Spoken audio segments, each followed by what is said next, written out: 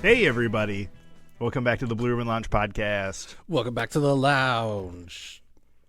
We're here. Yeah, so get in, weirdos. We're going to take you on a audio journey to the depths of Oddville. So buckle up, hold on, tune in, and drop out, because this is the Blue Ribbon Lounge podcast. This is it, baby. Yes. And hats off and wands up to anybody from the Mystic Order that decided to wander over here.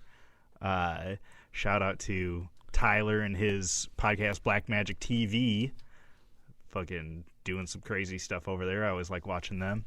Yeah, it's like a free-flowing kind of deal, right? Yeah, they have. They just started doing a movie club, kind of like a book club, but you get together and watch a movie. I like it because all the movies they pick are on Tubi, which is free. That's easy, so you can, like, study up. Yeah, they did Conan the Barbarian. Classic. And then the current one is the first half of Merlin, that made-for-TV movie. Was it made for TV? I believe so. Okay. But maybe I could be wrong. I only ever remember watching it on TV. Oh, I think it was a full-length. Oh, really? Yeah, motion picture. I probably just saw it only on TV then. TBS or something. Yeah, and my mom, it was always in two parts, I think. And my mom had them both recorded on VHS. Okay. Well, maybe it was like a mini-series or something, but I've only seen it on, like, as a movie. Oh, okay. Yeah. Like a DVD. Yeah, or VHS. Okay. Yeah. Yeah. I mean, I can see it was a good flick.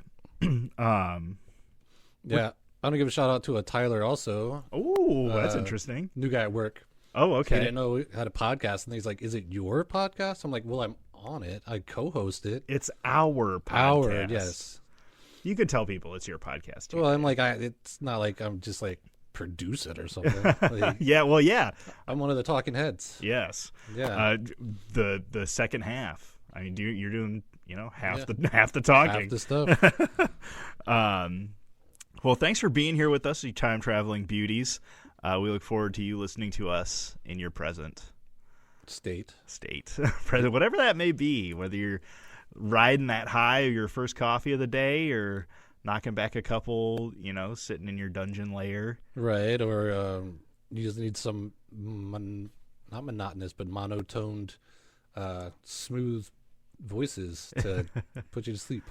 Yeah, I don't know who would want to fall asleep to this next one, but my wife has listened to true crime at night before. Yeah. Fall asleep. She falls asleep like right away, and I'm stuck there listening to and the guy was hiding in the closet, and I'm like, Jesus Christ, I have to go check every closet. Yeah. So I sent you a picture, Davey, and I don't know if I had told you, but we went to this Raven's Grin Inn. Yeah. In Mount Carroll, Illinois. It's like a haunted house, but the people don't really jump out at you, though they did do a couple of scares. Yeah. Because there's hidden passages, and the whole thing is like an art piece. Yeah, it's like a haunted mansion kind of thing. Yeah. Where the place might be haunted, but it's got all the spooky dolls and the secret passages and the slides to the basement. Yes, and we went there for my kid's 15th birthday, which is tomorrow, our time. Okay. It is a week in the past for you folk. But his kid's 15. We drove up there, an hour drive with 5, 14, 15-year-olds in the car. Yeah. Did you have to pre-book that, or you just show up? Yes, pre-booked it. Okay, because I thought the guy was getting up there in age. He's in his 70s, 74, I think they said. He's also got Alzheimer's. Okay. So it was kind of tough. And, I feel like his wife was the one running it now, who is 47, kind of a little age flip and gap there. But she was nice. And I feel like she just kept throwing it back to him not being able to do everything the way it used to be, which I can understand. Kind of apologizing for the state of things. Yeah, and it's like, we got all these kids here, and they're not going to know, Yeah. And also, you told us, the dude's got Alzheimer's, and he's getting up there, so... Yeah, because I heard there was some kind of benefit or something for him. I thought maybe it was hey, we're not doing this much longer. If you want to come down, do a big get-together. Yeah, well, I think part of it was because of COVID. People couldn't really go in there. Yeah. And me and my wife did go to that benefit. And instead of walking around, getting these little jump scares, or we rented it to play for my kid and his friends to play hide and seek. Yeah. Me and my wife were the only ones not found. Ooh. And went for the benefit. Bathroom Bam Bam. No, we're just killer hide and seekers. Duh. Okay. But for the benefit, they had like little pieces of paper taped all over for a scavenger hunt. So you could, and I mean, I just walked around and like looked at everything. I caught a couple of pieces of paper, but by no means did I find them all. Yeah. And it was a good time.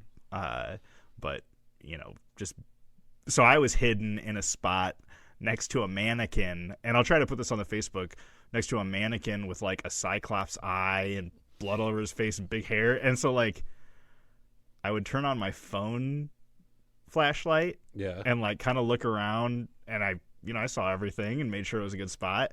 I turned it off, and standing right next to a mannequin with a mask on and big hair, it only gets scarier the amount of time you're standing next to it.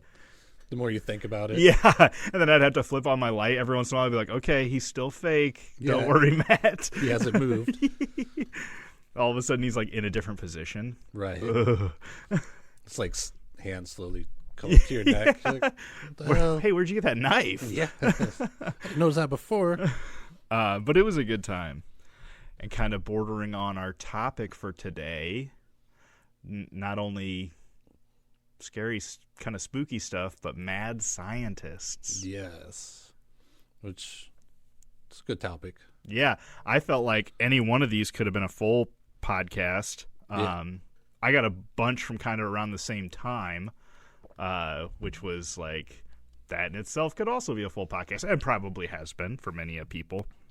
Yeah, but it seems like a lot of the renegade kind of people were back in the like early 1900s. Yeah, and I felt like with what they were doing, I felt like there could have been a lot more people doing that maybe just weren't documented as well or something. Yeah.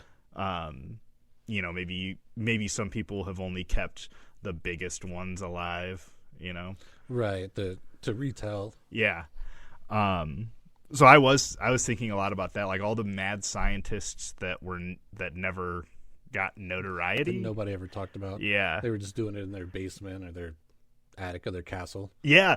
Yeah, and maybe ones that like never wrote anything down, so they just got like found out for all these dead bodies in their house and then like they got hung and nobody ever really knew the story. Yeah. I did check out like the Oxford reference is a scientist or inventor who is insane, especially one whose madness intentionally or unintentionally endangers himself, others, or the world, which made me think a lot of our alchemy episode. Okay. Which blowing themselves up, trying to make gunpowder. Yep. Or the guy trying to make the homunculus. Oh, yeah. Which that was one that I kept coming through on this mad scientist journey. And I was trying to kind of connect the dots of how these true events inspired like mad scientists from movies and stuff. Yeah. And we even talked about Frankenstein in a previous episode in the... What episode was that? Undead Spooktacular. Undead Spooktacular. And that one's got a couple of mad scientists. Yeah. Like, because I talk about a Sergi, Bruk. I still can't pronounce it, even though like it's like Brukanico. I bet you said it almost exactly like that in the episode too. I'm sure I did. Yeah. But he was the inventor of the auto-injector. Okay. Which was a heart-lung machine back in 1940s.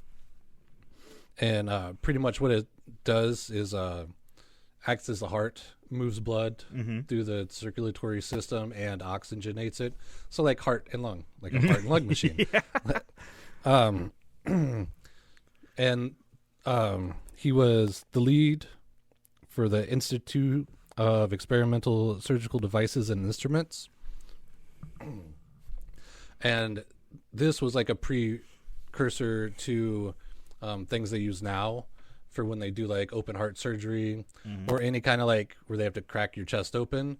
They'll just put you on this artificial heart pump machine so they can stop your heart to work on it or fix a valve. But his weirdness Mechanic noises. was that he practiced all this on dogs. And he would like kill a dog and then put him on this machine and get him going and then get his heart back and then show like, hey, look, you can resuscitate things using this also. Damn. And he would also do where he had a dog's head that he chopped off and just kept the head alive using this machine. Yeah, I remember that now. Yeah. And then that is pretty creepy because if you look up experiments in the revival of organisms, there's like a short, maybe like, well, it's like 25-minute video about his auto injector. Okay. And just to see like, because it'll show the dog head eventually, and then it shows how you can keep different organs alive using this thing. So it's all very creepy and icky. And then if you go to the Undead Spectacular and then listen to it, I think it's like the last 15 minutes of the episode. You can also see like other stuff that he's done with it to make it spooktacular. Which I think would put him into the category of mad scientist. Oh, for sure. And, you know, like being insane, I think, is not necessarily the prerequisite I would put on it. I would think like more cold-hearted. Cold, yeah, or hyper-focused on just one thing. Yeah. Yeah. And what that kind of also got me into was like ethics in science. And like when there was alchemy, you know, it was either looked at as good or bad. Yeah. Especially when that guy was like trying to create a homunculus in the alchemy episode. And he talked about the fact that like he felt bad creating a human without a soul. Yeah. And that to me sounds like some of the initial ideas of ethics within science. Yeah. Or what's that, the Hippocratic Oath? Yeah. And so just some stuff I typed down here was like ethics in science, like laws are codified rules people must follow to maintain social order. But ethics is more of a moral principle that guide how we determine right and wrong or norms of conduct that people should follow to promote ideal human behavior. Ethical standards are not agreed upon across the world, and so between the continents and between the content of the studies, the conduct in which they are studied, and how the participants are treated are all things that have now been more standardized with ethics. Okay. And I think a lot of that will show up when we start deep diving into these guys. Right. Their ethical behavior. Yeah. Do you have one to kick it off with? Oh, sure. Trofim Linksko, who was born in Ukraine and educated at the Kiev Agricultural Institute. He held the agricultural position within Joseph Stalin's cabinet. He pioneered the idea of this is going to have a lot of science words in it, so pardon our pronunciations. He pioneered the Jarovization or vernalization theories that harsh environments would strengthen plants and even pass genetically on to the next generation of those crops. And obviously in Russia, they had a lot of harsh weather. Yeah. So this idea was very fitting to them to be able to continue to feed people, you know, and have stronger and stronger crops to produce more and more. Yeah, because in that time period, a lot of people were pretty much working or like not experimenting with, but kind of like Darwinism, survival of the fittest, and a lot of hybrid cross-pollination and stuff like that, where they, use, like how they turn wolves into chihuahuas, by breeding for certain characteristics is kind of, and they can do it in plants too. Yeah. Yeah. Like seedless food. Yeah. But it sounds like what he was trying to do was actually like not scientifically possible. Okay. And a lot of the people, within his same standing scientifically were like, no, that actually doesn't work for plants. Like, you can't train a crop to grow in snow. Okay. But with because he was like so tight with Stalin, and it sounded like he was going to provide all this growth and wealth for Russia, Stalin would like take scientists who went against Lysenko, and they would constantly be censored or suppressed or even executed with the amount that they went against this theory. Okay. Well, I guess I don't know the theory, because if he's like, oh, well, when it starts to seed or germinate or whatever, you slowly decrease the temperature, so as it grows, it gets more hardy. Like, I don't see that working. Yeah, I think it was something like that. Like, it's like lifting weights. Yeah. You can't, like, keep increasing the cold and make the plant get stronger, or else we'd be growing all our crops in Canada and the Arctic. Yeah. By now I would think we'd be doing something like that if this was accurate. But so the idea is good. Yes. But the fact that he like kind of went out of his way to have all these other ideas and more practical things suppressed, just so he could keep trying to do this, I think that makes him a little crazy.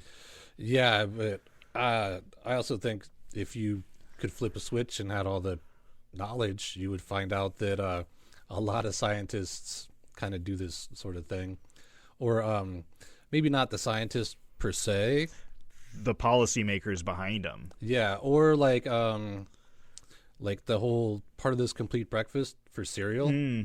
Big Cereal got together and then funded the research to make sure that cereal is part of a balanced breakfast nutritionally, and that anything that went counterintuitive with that, they just kind of like cherry picked the stuff that they wanted people to hear. Yeah, or like fats. Yeah, I feel like fats were good at one time, and then they were bad, and now they're good again, I think.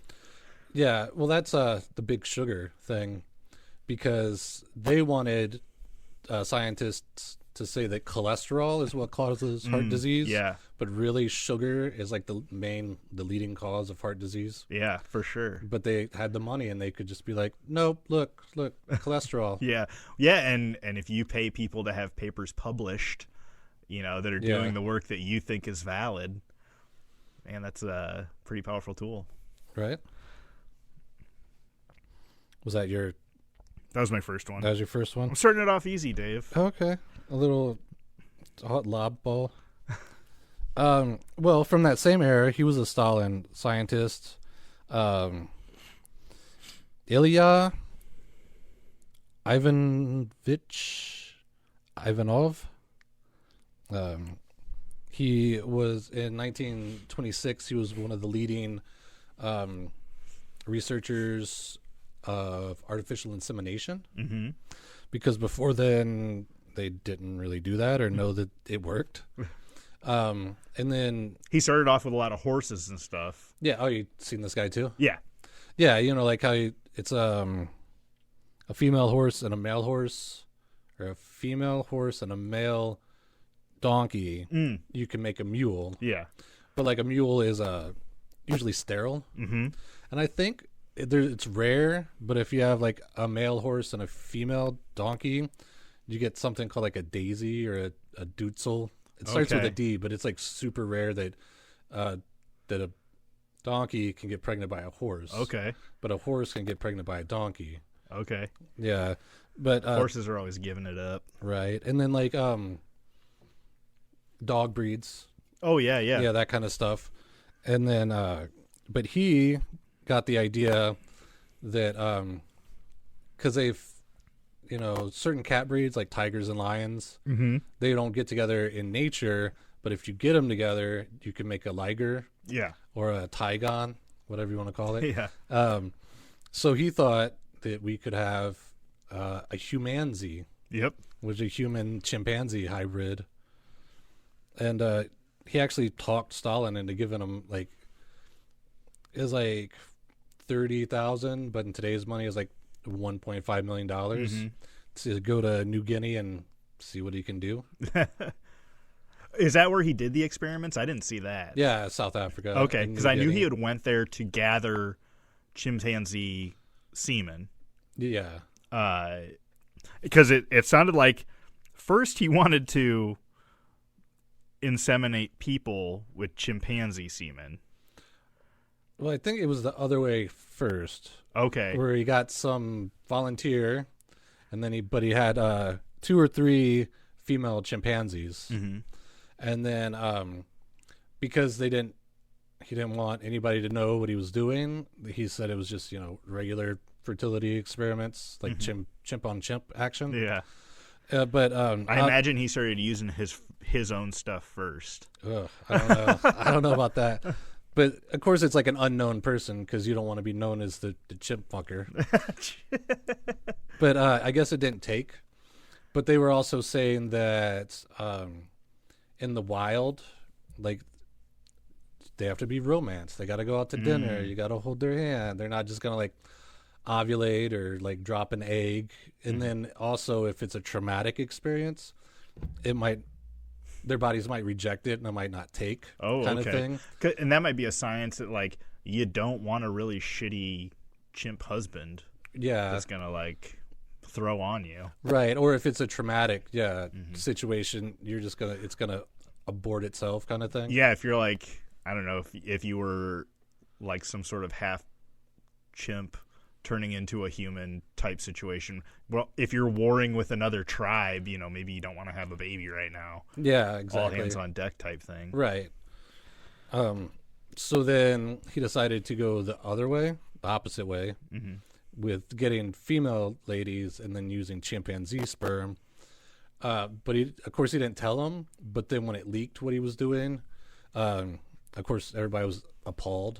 Well, and I had kind of heard that that maybe the government was kind of into it to have like labor, because everybody was having all the European countries were having territories in tropical climates. Yeah, like in Africa's and India's and stuff. Colonialism right after World War I. Yeah. And so it kind of sounded to me like maybe they were kind of into it for a little bit, so that they could get humanzees to maybe be a little bit more resilient to sicknesses and be able to work a little harder in those climates. Yeah, for either like military purposes or like just a labor force. But when New Guinea figured out what he was doing, they kicked him out. So he went back to Russia, and then he was trying to scout around to get women to help, and I think he found like 5 volunteers. But then by then, I think Stalin got tired of all these scientists, so he started defunding certain things, and I think this Ilya was one of the ones that got defunded. Yeah. And he kept doing the experiments because I believe he got arrested and was exiled to what would today be Kazakhstan, which in that time was a labor camp, where he died in 1932. Oh, I don't know about that, but there's an amendment kind of to that. I want to put this on the list so we don't have to get into all of it right now. Okay.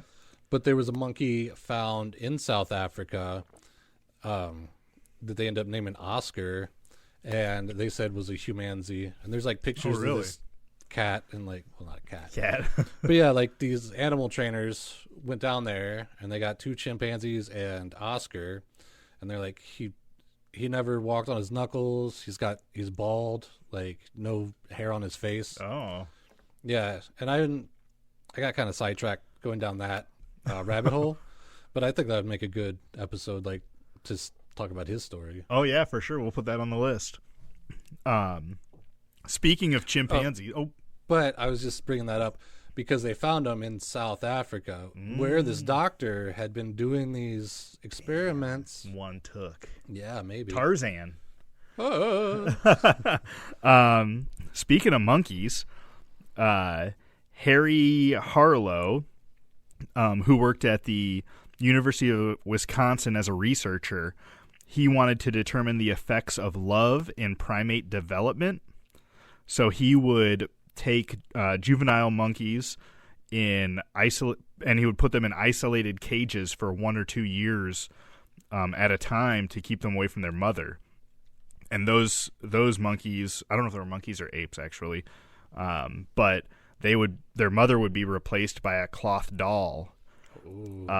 And which is obviously terrifying to think of. You know, removing a baby from its mom at such a young age, and then kept isolated even. Right. So not just away from the mom, but like all the other monkeys for a year or two. That's crazy. Yeah. And the experiment ended up creating long-term psychological and physiological distress, leading to the monkeys engaging in self-mutilating behaviors. Oh. So it's like, it just goes to show that, you know, everybody needs love. Yeah. Nurture over nature or whatever. Yeah, nature can't do it all by itself. Yeah.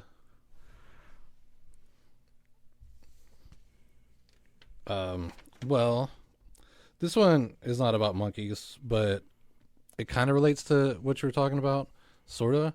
But there was a Wendell Johnson, and he did a study. It's called like the Tudor study. But he was from the University of Iowa, and he had a bad stutter, and he was a speech psychologist. And back in the day, they thought it was like maybe like cross neurological switches, and that's why you would stutter. And so they would try to do stuff like putting a cast on your dominant hand, because if you can't move that, then the neurons aren't firing, so then maybe you wouldn't stutter because your brain wouldn't be focused on something else besides speech at the time. And just doing like weird experiments like that because they didn't really know. But this guy Wendell Johnson had it in his head that he didn't start stuttering until a teacher told his parents that she thinks he might be developing a stutter. And then after that, that's all he could think of because he overheard the conversation.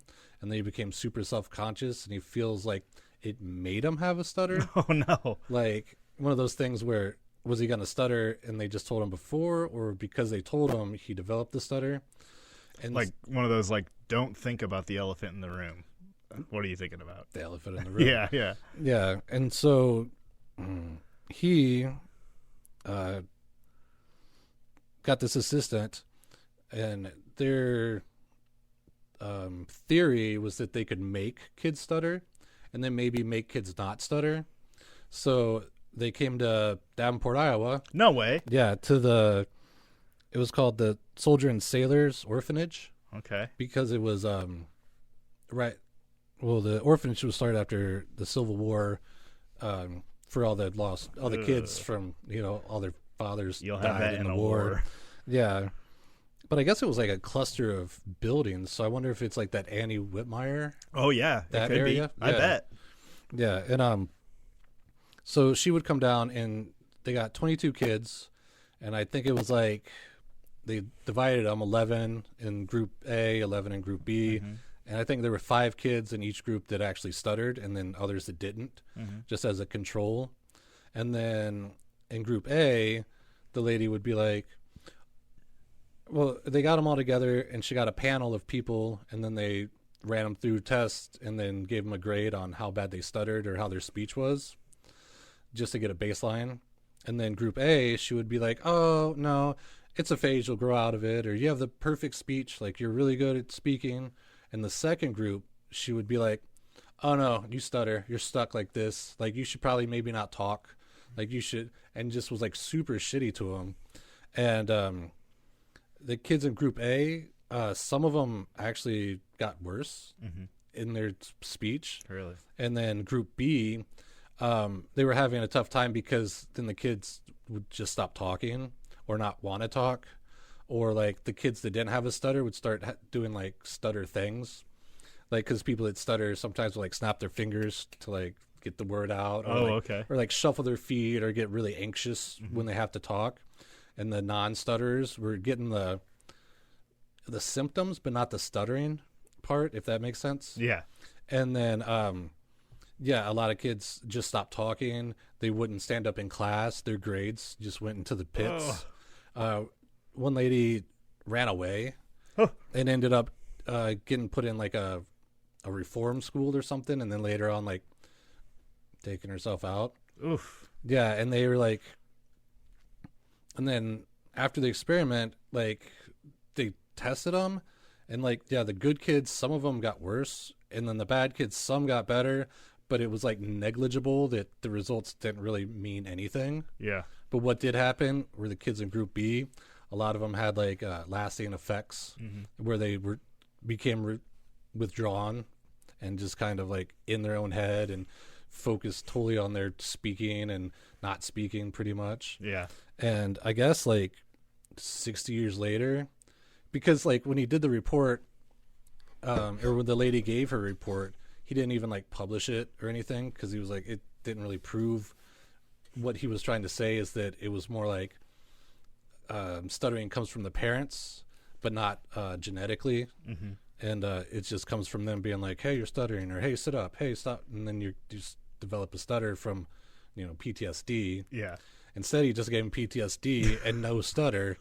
And like 60 years later, it finally, like, I guess in Iowa, they found the report. Like the New York Times did a report, like a article on it. And these surviving orphans actually sued the University of Iowa, and then the state of Iowa, like forced them to pay out like a bunch of money for these kids that got messed up by this study. Yeah, earned. Yeah, for real. And they only did it over 5 months. Oh boy. Like once a week, she would come and like hang out with them for 45 minutes, like each kid, and like either berate them or tell them how great they were. And she felt bad that even after the study was done, she would come and be like, oh no, actually you're getting better, but the damage was already done. Damn. And a lot of kids, I think, once, even if she was like, hey, you're doing, they still didn't like her. Yeah. So it was just falling on deaf ears. That's kind of like the opposite of the guy in Wisconsin with the monkeys and separating them from the parents. It's like the opposite reinforcement. Yeah. Like you're giving too much reinforcement, but it's still negative, so it still hurts. Right. I'm learning so much. Yeah, and they actually ended up dubbing it the monster study. Oh. Because of how she treated the kids and told them, hey, you shouldn't talk, or you're not good enough. You should really work on speaking. You should enunciate, you know. So another pretty light one here. And this is like not so much mad as in crazy, but boy, you got to be crazy to do something like this, I feel like. Werner Theodor Otto Forsman, a medical scientist from Berlin, Germany, born in 1904. He was a leading scientist for heart catheterization, and he performed the own procedure on his own body. So he was discovering this heart catheterization, and I'm not sure if he used as anesthetics or anything. He obviously didn't go under himself. Right. But he cut himself open, put an incision in his arm, and fed a 25-inch catheter from his arm into his own heart. Yeah, a urinary catheter. Yeah. And then he stood up and walked down to the x-ray department to get the image of it. Yeah. He ended up going into World War II and being a military surgeon. Then he was captured and became a prisoner of war. And after the war, he ended up getting a Nobel Prize for this heart catheterization. Yeah, because all of his colleagues were like, they thought you would die. Yeah. Because if you catheterize all the way to the heart, you would just think all your blood, like when you cut like a main artery. Yeah. They thought all your blood would just come shooting out. Yeah. Or, I mean, you're sticking something into your heart. Will that stop it from working? Right. There's before you know what you're doing, and you're just going off of a hunch. And then, but I mean, I guess you do it to yourself. That's not necessarily the worst idea. Yeah, but also a bad idea, I think. It's also bad because, I mean, if you're working out a theory and then you can't get volunteers and then they won't let you, they're not going to fund you, then you're like, well, I'll just show you. Yeah. Like, that's a strong belief in your science. Yeah, there was man, I wish I was better at this, but there was a lady, I think it was like scarlet fever or measles or one of those things that she came up with a cure for, and the only way that she could test it, because no one would let her test like a miracle drug, is she like went and hung out with sick people and got herself sick and then gave herself the medicine to prove that it worked, or like the antidote or whatever they called it, vaccine. Yeah. Trigger warning. I got another one, and I feel like this one in my research was focused on Nikola Tesla, but it was actually Thomas Edison. So after inventing electricity, Edison was on the move to corner the market for mass electricity usage with his DC current. And then at the same time, Nikola Tesla had invented AC current. And a lot of, it sounded like politicians and things like that were going to back the AC current. It seemed more efficient. Yes. And so Thomas Edison went to do a whole smear campaign. And there's a pretty popular story about this towards the end. But he went to do a smear campaign on this AC current. And he would grab like farm animals, like donkeys and cows and horses, and he would put a bunch of AC current through them and kill them. Yeah. To show the dangers of AC current. Right. You know, and it was like, well, he's juicing them up so much. But towards the end of that was the classic story of Topsy the elephant, in which and maybe we do a story on this, but this elephant was deemed to be executed because it was such a bad elephant. It's those elephants. So the last animal that Thomas Edison put this AC current through, and it killed a whole elephant. The video is actually online. It starts smoking from the feet. Ooh. And just like falls over dead. It looks like very stiff. So yeah, they juiced this elephant. That's crazy. They did an elephant experiment with LSD. Oh, I like where this is going. There's a thing. Shit, my vocabulary is limited, but there's a stage. It's like when elephants are in heat, the males become more aggressive, and it's and they charge everything. They're more aggressive. Okay. You know, like if a human was around, they would stomp you to death. Like, and that's happened to a lot of circus animals and stuff.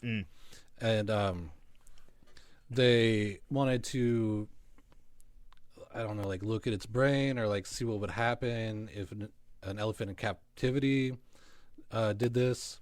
And so they figured they could trigger it by giving this elephant a bunch of LSD. But of course, no one's ever given an elephant LSD before.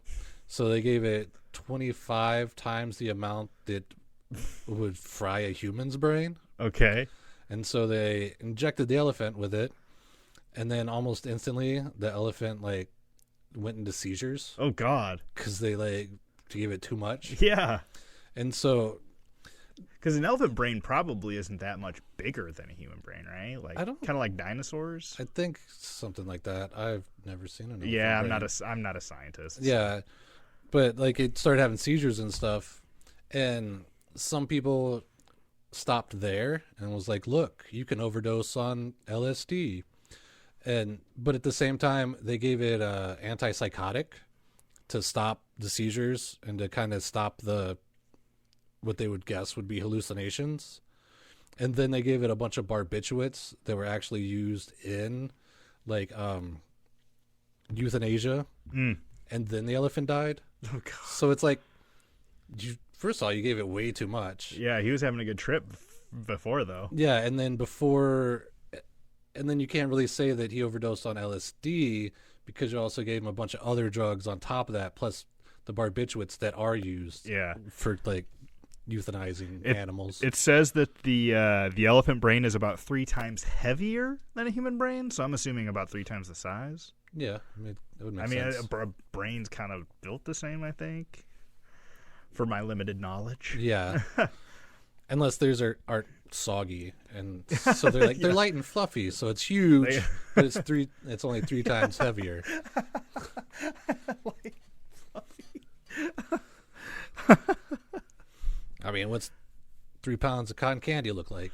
Yeah, how heavy is 3 pounds of cotton candy?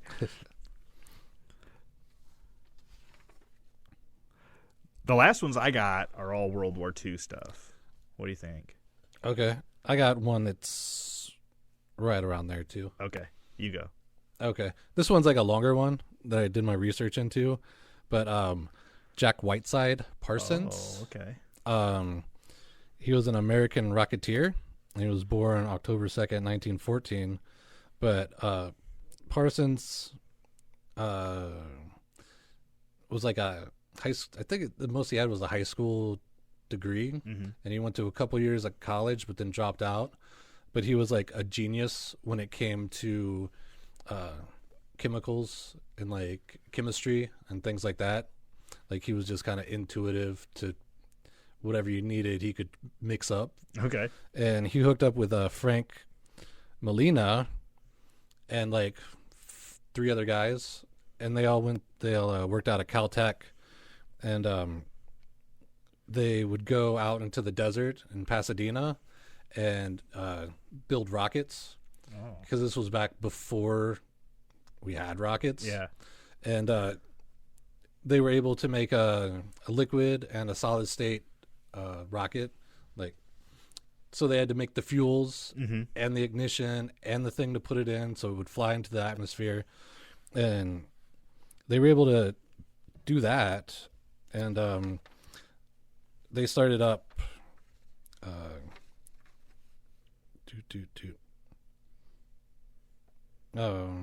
JATO technology, which stands for jet assisted takeoffs. So there were no jet planes, but they would put jets on the wings of like prop planes. Oh. So they would go and shoot them off into the air, and then the prop would take over. Okay. And start flying. And from that, they also went on to co-found JPL, or Jet Propulsion Laboratory, which is a contractor to NASA. Oh. Because they were their rocket people that built the huge rockets to take astronauts to space. And they were also like the research and development. So they had this huge NASA contract, and they had there was another thing that was Aerojet, which was an Army contractor to make like exploding rockets. Tight. Except not tight. Except not tight. But this Jack Parsons helped set all this stuff up, a couple of multi-million-dollar companies. But ever since he was 13, he was really big into the occult. Okay. Because he said when he was 13, he was able to summon the devil into his bedroom. Oof. And once he started getting this money, he like bought a mansion in Pasadena, and he joined Aleister Crowley's cult, the Ordo Templi Orientatis, and he was pretty much the West Coast bigwig. Okay. For the cult, because he would rent out the rooms to his mansion, and he would have a bunch of people come out, people like L. Ron Hubbard. Whoa. And Robert Heinlein, who was like another fantasy writer. He wrote like Starship Troopers and shit like that. And they would do this thing called a Gnostic Mass, where they would get together and do like have all this pageantry and poetry and nudity and drugs and just be like, and rock and roll. Yeah. And his thing was like, I'm a genius. I figured out how to make rockets. I can figure out how to do magic. But he started like showing up late to work, or showing up hungover, or showing up on LSD. And sometimes when they'd have clients and stuff, like come to his house to like talk to him or like, hey, we're gonna do a lunch meeting or something, he would come out with like a big snake around his neck. Oh, jeez. Like in like a robe. And so in 1944, they ended up selling the Aerojet Corporation, and they were kind of like, hey, Jack, yeah, why don't you just go do your freaky thing? And so they bought him out. Okay. And so then he was pretty much like, cool, I can do this full time. Yeah, I got corporate funding for my devil worship.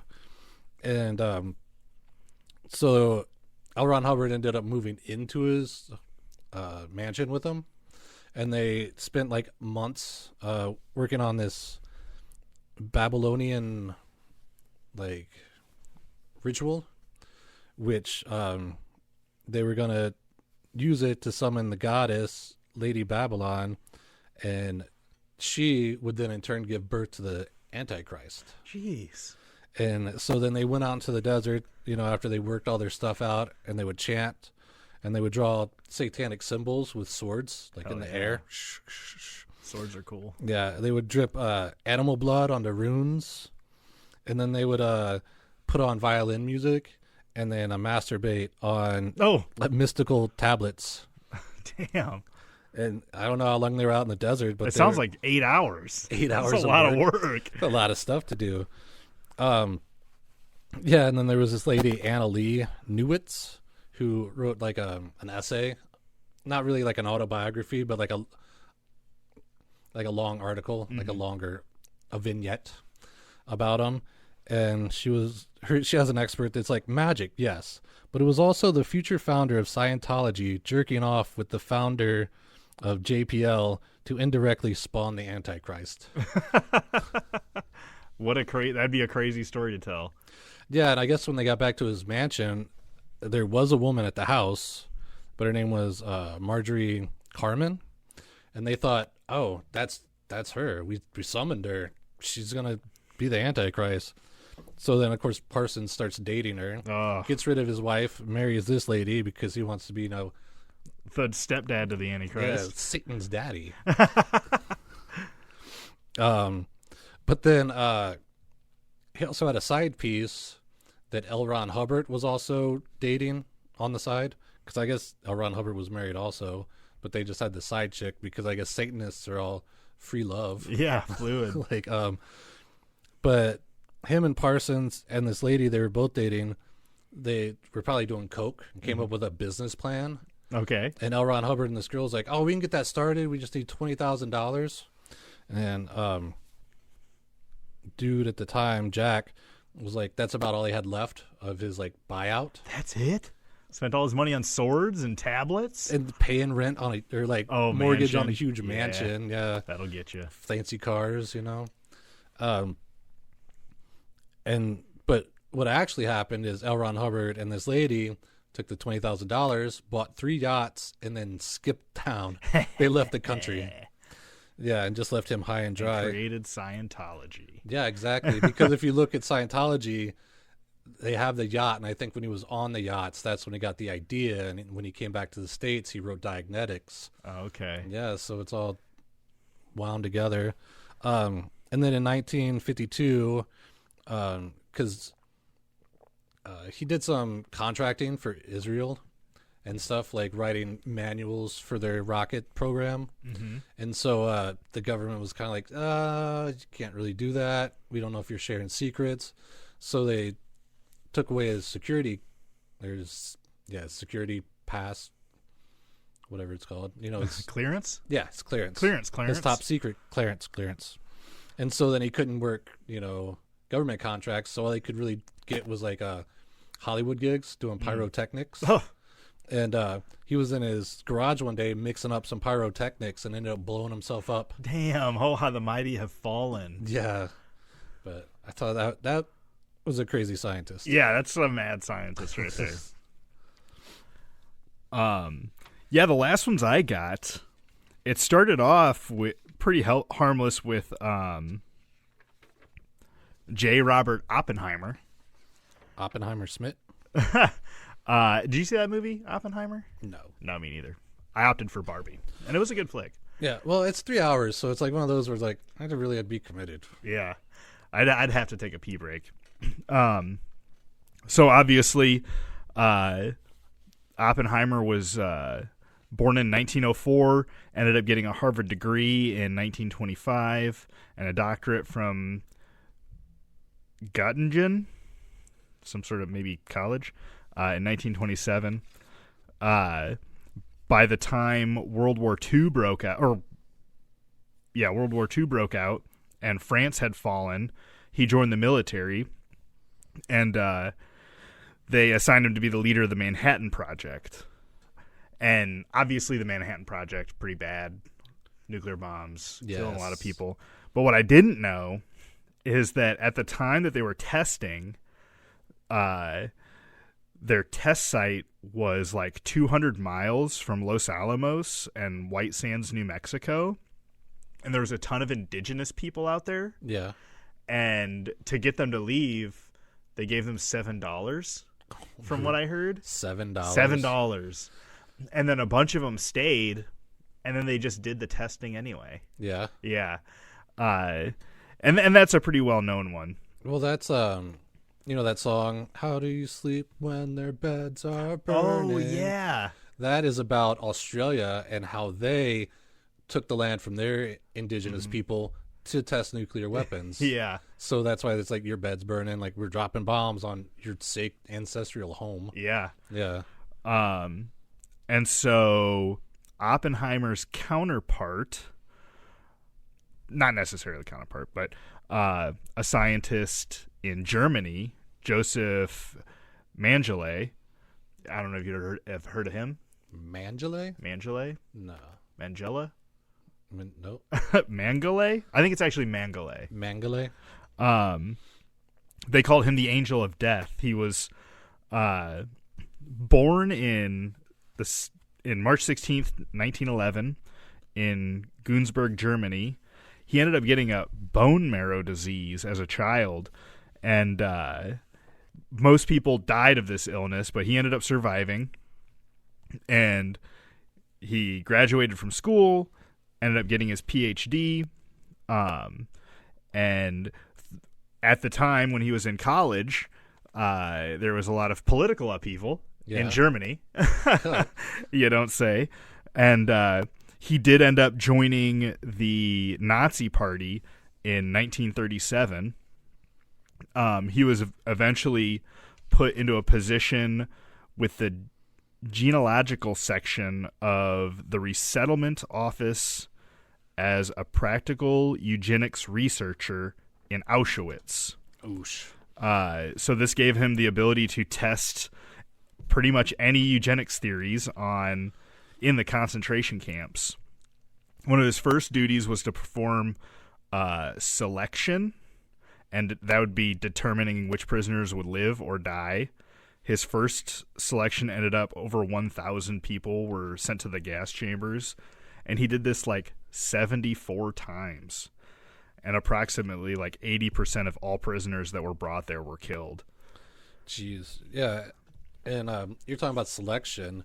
If you're going through and you're like, you're normal. Oh, you have a weird defect. You're normal. Like, because I read a book called In Our Hearts Were Giants, and it was about the little people that were in Auschwitz, or the concentration camps, and how that the only reason that they survived is because they wanted to run tests on them, and every day they would just get poked and prodded, and they would cut pieces of skin off of them, and they said it really wasn't pleasant at all. Yeah, I bet. So this guy's huge thing was twins. And twins. So he would find twins. He ended up finding like 1,500 pairs of twins that he would take them, and a lot of them were children. He would take them to a separate portion of the concentration camp, and he would like gain their trust by letting them bathe and giving them new clothes and giving them sweets. And so they would kind of gain his trust. Obviously, a kid doesn't know what's going on really. Right. And then you got a guy that's being kind of nice to you. But he would end up taking the children and removing organs, immerse them in freezing water, inject them with substances, do sterilization, and a lot of this without anesthesia. Yeah.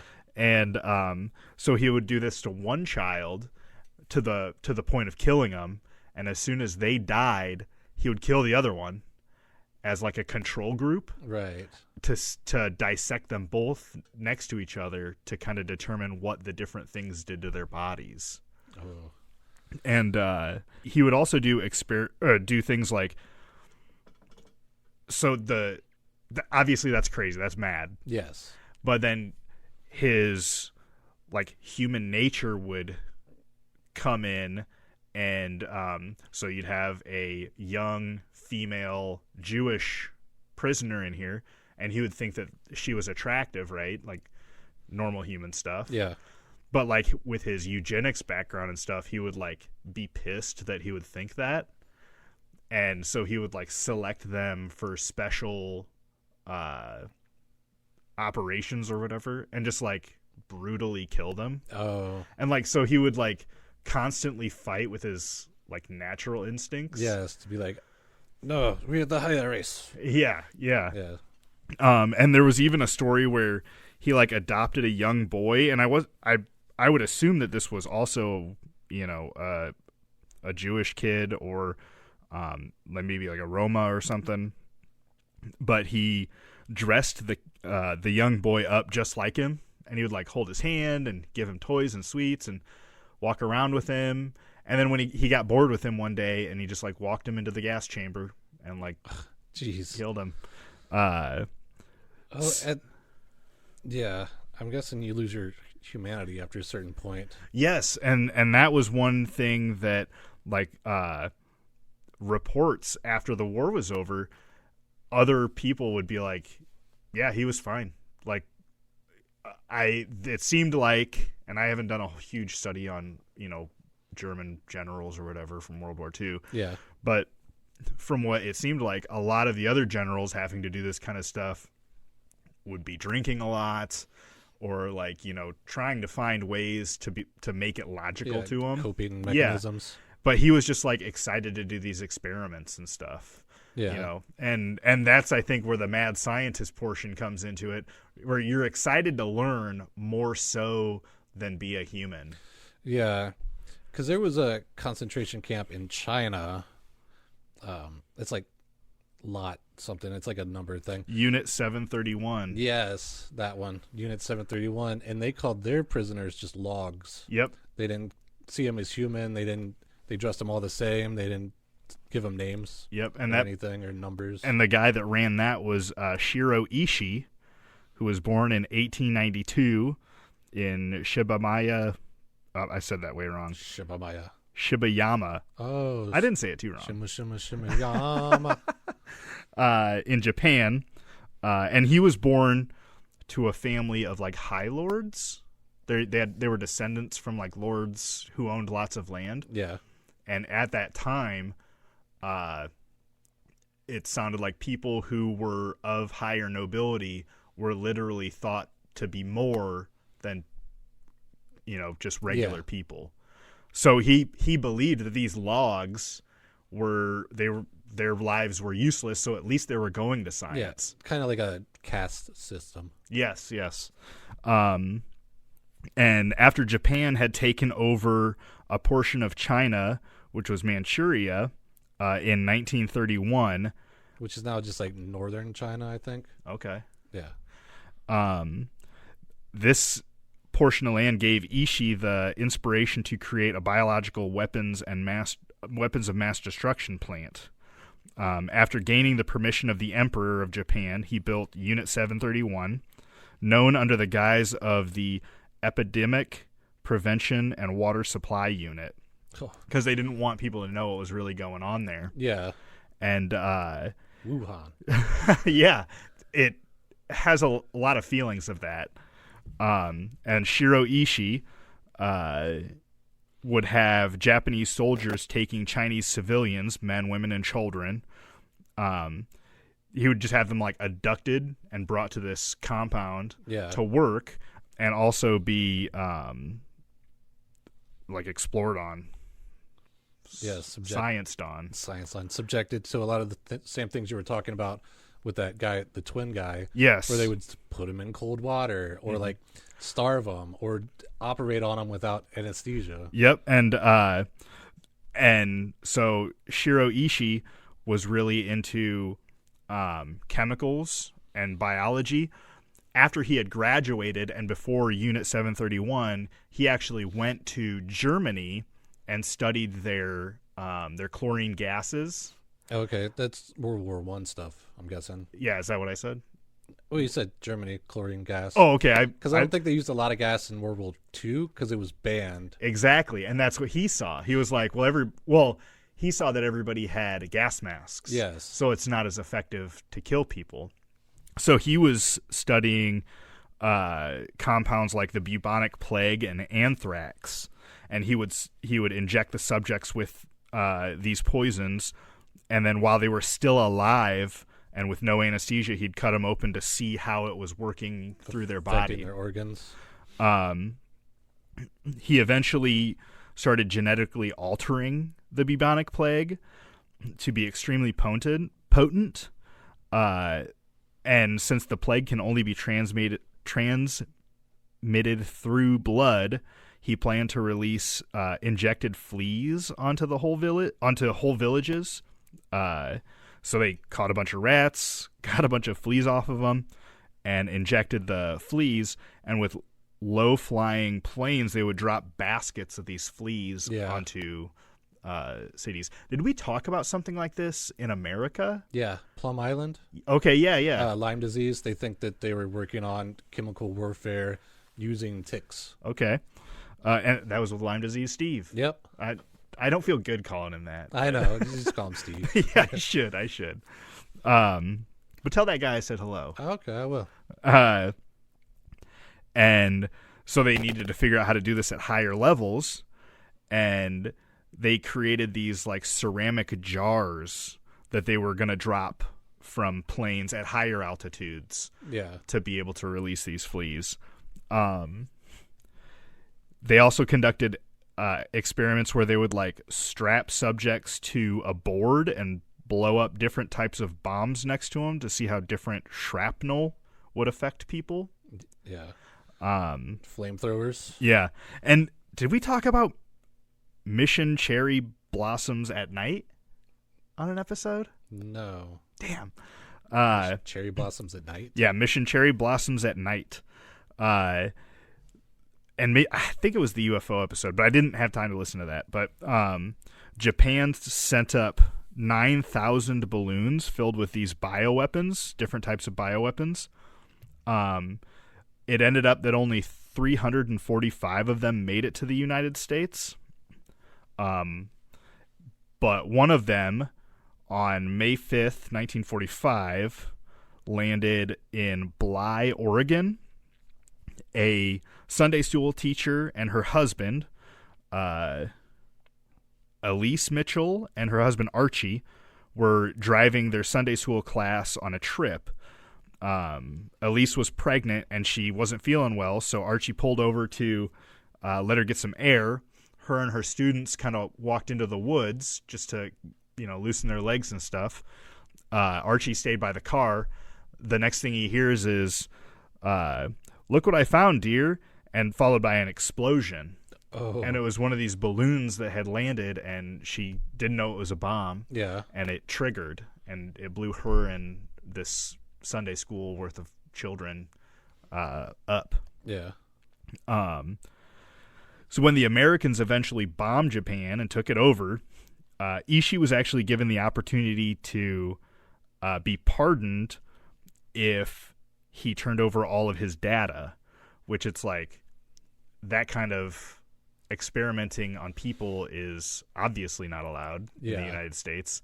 So they saw it as like the deed is done. Yeah. We could get this information. Hey, we don't like what you did, but we kind of want to know what you found out. Yeah, I mean, knowledge is power. What doesn't make sense to me is that they also gave him fucking $250,000, which at the time was like over 2 million today. Yeah, it's like they just bought his research from him. Yeah, and also gave him his life. Like, come on, pick one. He can either get buried with a pile of money, or or he can, go work in a salt mine after doing all this bullshit. Yeah. So he walked away scot-free. The governments had a bunch of the prisoners of war sign a non-disclosure to never talk about it again. And then also a lot of the soldiers were ashamed of what they did. Yeah. So they didn't talk about it. So it wasn't until the 80s until this came out as being true, when a lot of people had talked about it as a government conspiracy. So this is one of those times the conspiracy is actually true. Yes. And that's all I had for that World War II. I thought it was interesting how all three of those countries had some crazy person doing crazy mass murder. In charge of prisoners. Yeah. So you consider Oppenheimer a mass murderer? Oh, yeah. Well, I mean, yeah. I had heard that he never really was like, I kind of regret doing that bomb thing because it killed so many people. What it sounded like he regretted was like pulling the trigger on the arms race. Yeah. He wasn't ashamed of making a bomb that killed a bunch of people, because it sounded like he thought that they deserved it. But the fact that now, like, Russia's got bombs and China's got bombs and Korea's got bombs, he was kind of ashamed that he started that whole thing. Yeah, but I also heard that once he saw the destructive power of the bomb, he was like, oh, shit, like, I'm the bringer of death. He, like, quotes the Bhagavad Gita, or whatever it's called, the Hindu text. Okay. And he, like, Vishnu has his part talking about being the bringer of death, and he, like, quoted that when he saw all the destruction from the bomb that he helped make. Mm-hmm. Yeah, and that sounded to me like it was kind of misquoted. Yeah. In that he may have said that. I don't know. Right.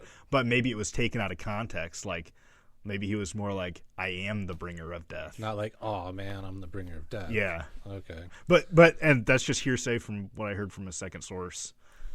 Yeah, and that's all weird, too, because there were a couple, I don't know, weirdo scientists that helped make the bomb. Mm-hmm.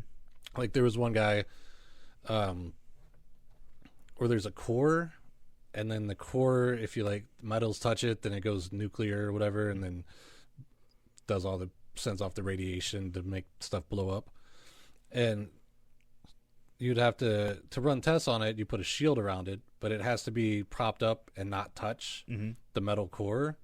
And they had spacers, but for some reason this guy would always use a screwdriver. Yeah. And then,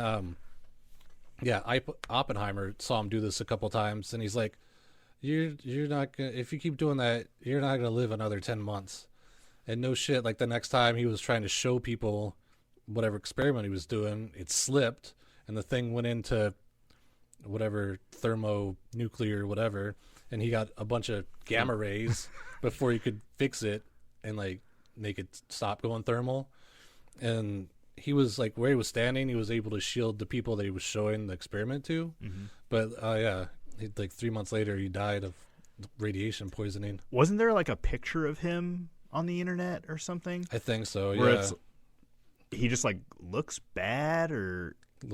Like he gets like the hand that was closest, everything gets all swollen and like gnarly. Yeah, I don't remember off the top of my head, but I do remember, I think there was a picture. I think there is a picture of him, yeah. That's all I have. You got anything more, Dave? Nope, that's all I have. Hey, thanks for listening, folks. Hope you had a good time.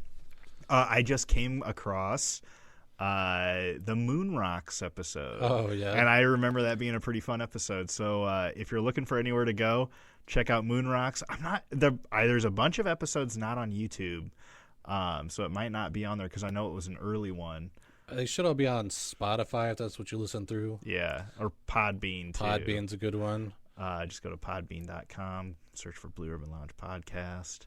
It pops up there. Yeah, but I'm thinking about maybe reposting a lot of the old episodes. It seems like we got new listeners. We got like 7,000 downloads. I don't know who you people are or where you're from. What was it, Space Mormons? Is that what you said? yeah. Speaking of L. Ron Hubbard. Yeah. But if you're out there and you're listening, we appreciate it. Hit up our Facebook if you want to see little tidbits from episodes. Dave's good about posting those. I try to post some funnies every once in a while. Yeah, it's fun. And hit some comments if you have an idea. We always love listener submitted ideas. But I guess for now, just take care of yourselves. Be good to yourself. Yeah, and remember, some of the strongest steel is forged in the hottest garbage fire.